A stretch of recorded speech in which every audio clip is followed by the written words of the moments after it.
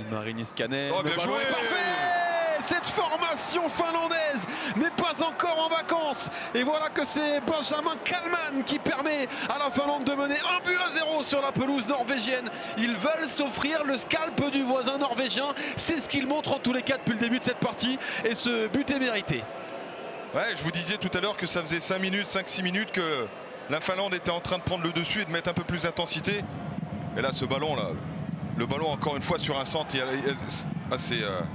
c'est bizarre d'ailleurs, ce Stigard, le meilleur joueur de tête qui se fait prendre et puis correctement. Le centre est parfait. Il y en a un qui est en mouvement et l'autre qui a arrêté. Le défenseur se fait complètement surprendre. Ouais, il y a une belle détente de Kalman quand même. Mais le ballon encore une fois, hein, le ballon, on le sent magnifique. Et un 4e but en sélection pour le joueur de Cracovie en Pologne. En 10 sélections, ça fait un ratio assez intéressant pour l'attaquant. Parfait à la réception de ce très bon ballon d'Antti Suhonen.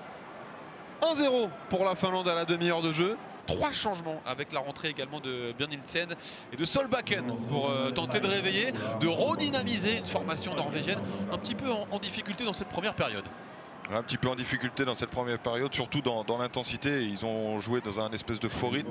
Et pourtant, la Finlande les a beaucoup bougés sur certaines contre-attaques. Et même dans le jeu, j'ai trouvé la Finlande beaucoup plus intéressante dans les zones de vérité. Et c'est vrai que la Norvège, va falloir monter un petit peu le curseur pour faire peur à cette équipe finlandaise. On a eu quand même quelques occasions. On a eu notamment un Martin Odegaard assez intéressant qui s'est opposé à la main ferme de Radecki. Mais c'est vrai qu'il faudra faire plus. Et on pense notamment à Alexander Sørloth-Pierre, l'attaquant de la Real Sociedad.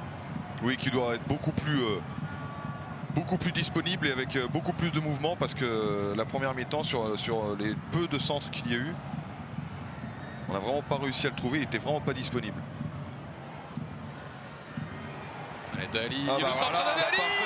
Il suffisait de le dire, il lui suffit d'un ballon dans la surface de réparation. Alexander Sørloth qui marque en sélection son 15e but avec l'équipe norvégienne. Et voilà que ça y est, l'équipe de la Norvège est de retour dans la partie. La tête à l'endroit, il a suffi peut-être de 3 changements pour réveiller une équipe en difficulté. Alexander Sørloth à la baguette. Bah, c'est surtout les Norvégiens qui sont devant cette surface, et là d'un seul coup un changement de rythme. Et Sørloth, pour une fois, qui se déplace intelligemment, qui vient couper cette trajectoire. Le centre est parfait, hein. Le centre est parfait entre les défenseurs. C'est Marcus Pedersen qui était monté, qui vient centrer. Exactement. Mais les défenseurs étaient un petit peu restés au vestiaire là, sur ce premier centre. Manque de concentration, et forcément c'est Ivanov, hein, qui laisse partir Sørloth dans son dos, qui est absolument pas au contact. Vous l'aviez prédit, vous l'aviez annoncé, ce but, Pierre. Dernier corner dans cette partie, il est pour la Finlande. Dernière possibilité avec Lingman qui va chercher l'un de ses coéquipiers. Premier poteau, c'est renvoyé un partout. On se quitte en bon ami, en bons amis, en bons voisins.